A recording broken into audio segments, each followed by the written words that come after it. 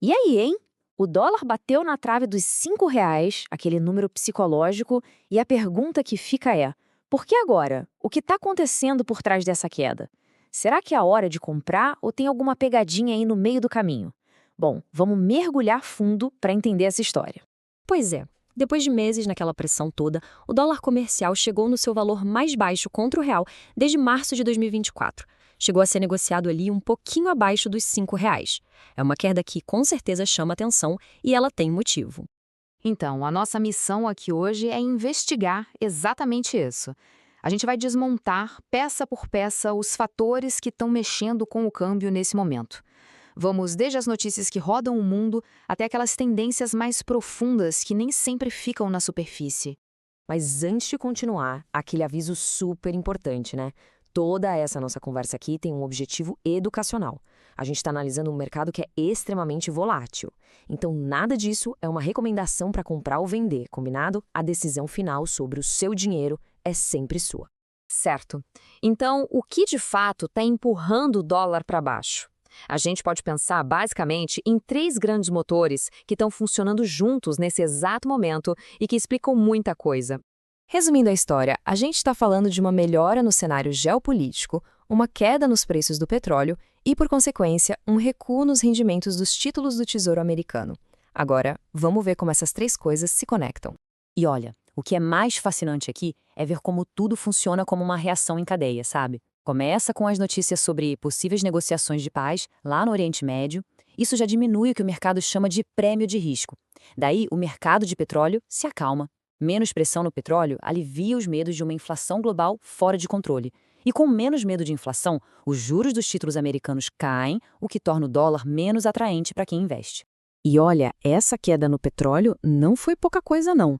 O barril do tipo Brent, que é a grande referência mundial, simplesmente despencou de quase $120 para casa dos 96. É uma mudança e tanto que tira uma pressão danada da economia mundial e, claro, da força do dólar. Então, o ponto central é esse: o sentimento do mercado virou a chave. Antes, o medo fazia todo mundo correr para o dólar como um porto seguro, o que inflava o valor dele. Agora, a esperança de uma calmaria, mesmo que ainda frágil, está fazendo um movimento contrário. O pessoal está saindo dessas posições de segurança para buscar outras oportunidades, e isso enfraquece a moeda americana. Mas, além desses fatores do dia a dia, tem uma correnteza mais funda, mais estrutural, que também está mexendo com a posição do dólar no mundo. É um movimento amplo, de longo prazo, que a gente conhece como desdolarização. O nome pode até parecer complicado, mas a ideia por trás é bem simples. Basicamente, é um esforço global de várias nações para depender menos do dólar, seja para guardar como reserva de valor ou para fazer comércio entre elas. E essa citação aqui, do Conselho Mundial do Ouro, ilustra isso perfeitamente. As nações estão ativamente buscando o ouro para diversificar suas reservas. É como se estivessem procurando alternativas para não depender só do sistema centrado no dólar. Um movimento lento, mas que, aos poucos, redefine o equilíbrio do poder financeiro. Esse gráfico aqui deixa essa tendência bem visual. A gente vê claramente uma diversificação. Os bancos centrais estão aumentando as compras de ouro.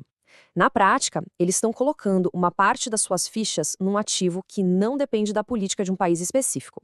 É uma jogada de estratégia.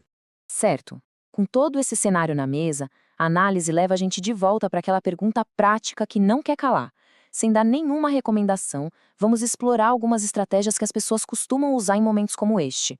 No fundo, existem duas maneiras principais de encarar a compra de moeda estrangeira.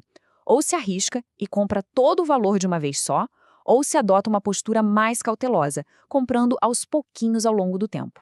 Uma estratégia bem famosa para lidar com essa volatilidade é a do custo médio. A lógica é muito simples. Ao fazer compras menores e com frequência, o risco é diluído. Se a cotação cair mais, as próximas compras vão baixar o seu preço médio total. E se subir, bom, uma parte já foi garantida por um preço mais em conta. É um jeito de evitar aquela aposta arriscada de tentar adivinhar o ponto mais baixo do mercado. Para fechar a conta, vamos juntar todas as peças do quebra-cabeça e dar uma olhada no quadro geral, pensando no que o futuro próximo pode reservar nesse cenário econômico que, vamos combinar, ainda é bem delicado. Então, o resumo da ópera é o seguinte: o dólar perto dos R$ 5 reflete um alívio recente, uma janela de otimismo, mas as tensões globais e as incertezas na economia essas não sumiram. O cenário ainda pede muita, muita atenção. E isso tudo deixa a gente com aquela pergunta para refletir.